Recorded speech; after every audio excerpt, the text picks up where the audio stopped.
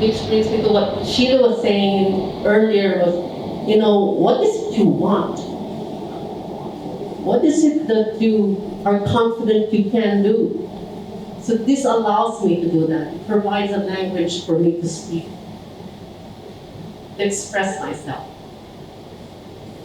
So that's my story, but I'll share with you another story on strengths in action. This is based on one of Gallup's books entitled First Break All the Rules. So it talks about Jean and her story. Jean is a data entry person.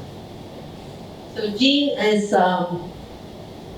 this is her performance. The national average of keystrokes per month is about 380,000. But hers is about 560,000. She's actually over the national average. But when she was 14, then she realized, hey, I'm doing 1 million already. And then she went to her manager and said, you know what, I think I can double this figure. Really? This manager said, her manager said, and said, then let's devise a plan for you to get better. And after 6 months, she doubled her 1 million. After 6 months. Then she kept doing it and kept doing it and kept doing it. And her current average is now 3.5 million strokes a month. And the national average is 380,000. It's ridiculous.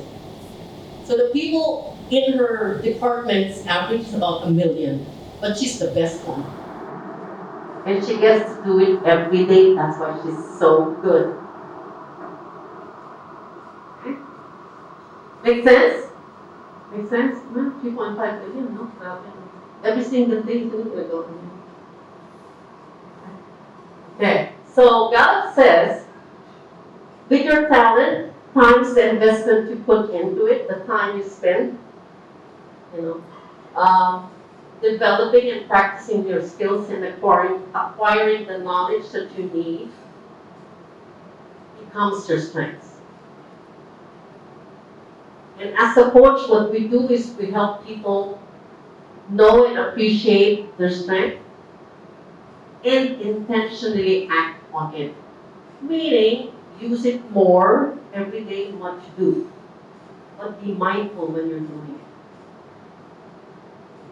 Knowing that you're doing it. That's the start. We don't know what we want. We don't know how we want to get, whatever. But this provides that language of what you are capable of doing.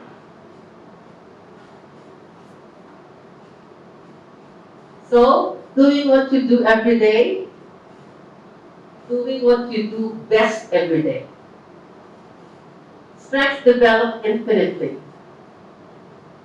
So just manage around your weaknesses. We all have weaknesses anyway. Just manage around it, but don't get fixated on them. Nothing's going to happen. So when we say, for instance, when you're in corporate and your manager says, oh, on your annual review, how year has been employed work before partner Sheila, yeah. But now you have your own. You're doing this full time or just part time? Part time. So remember in your annual review, performance review. So your manager would say, hey, this is what you're doing well. Keep it up. Good job. But you need work on this few areas here. So they would usually develop the plan based on your weaknesses, which doesn't make sense. Why would you focus on what is not good at? So what strength says is identify the talents and develop based on those talents. Do it more often, every single day. But where do you start? You need to know what it is. And you need to have that conversation in the office with your manager of strengths. Why you prefer to do this over that. You can't expect someone to execute something who's not good at that.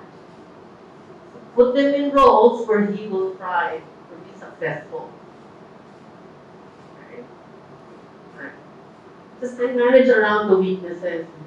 So the weaknesses, how do you know if it's a weakness?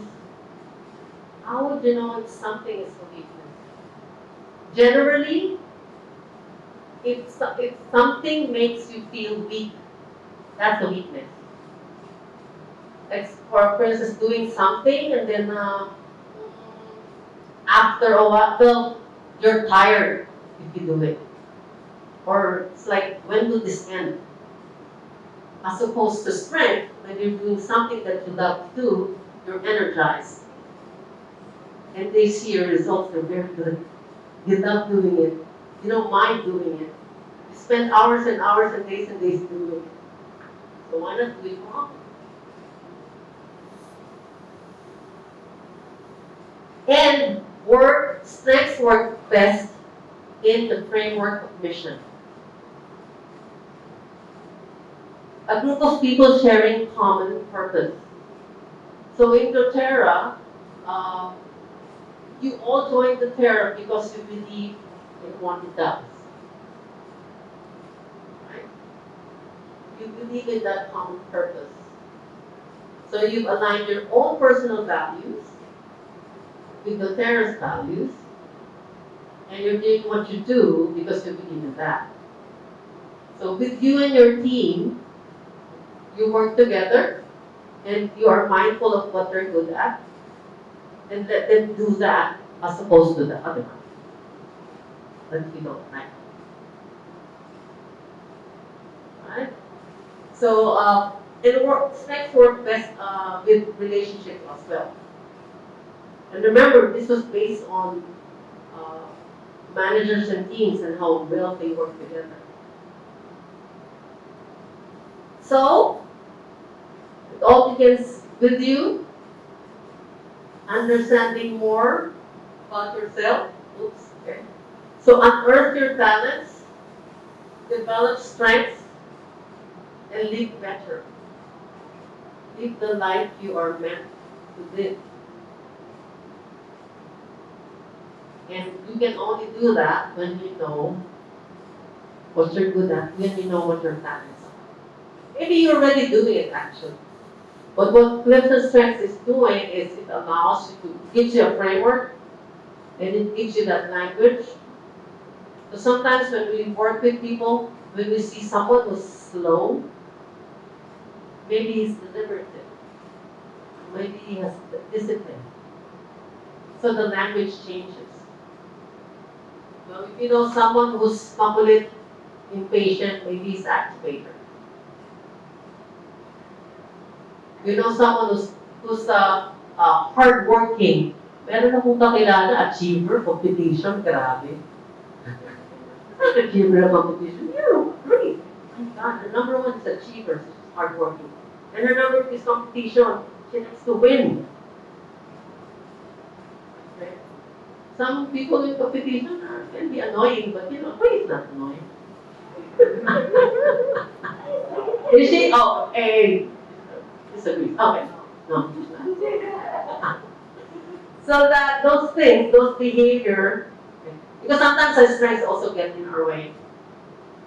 So what we should be mindful of is also our results, how we apply them. How we apply them. And understand that. Okay? So that's the end of it. And if you wish to know more about your talents, I am giving 500%, 500 pesos. 500 pesos off on personal coaching and the strength assessment. It's the math. My fault. So there. So discover your talents and unearth them and strengthen your career and relationships.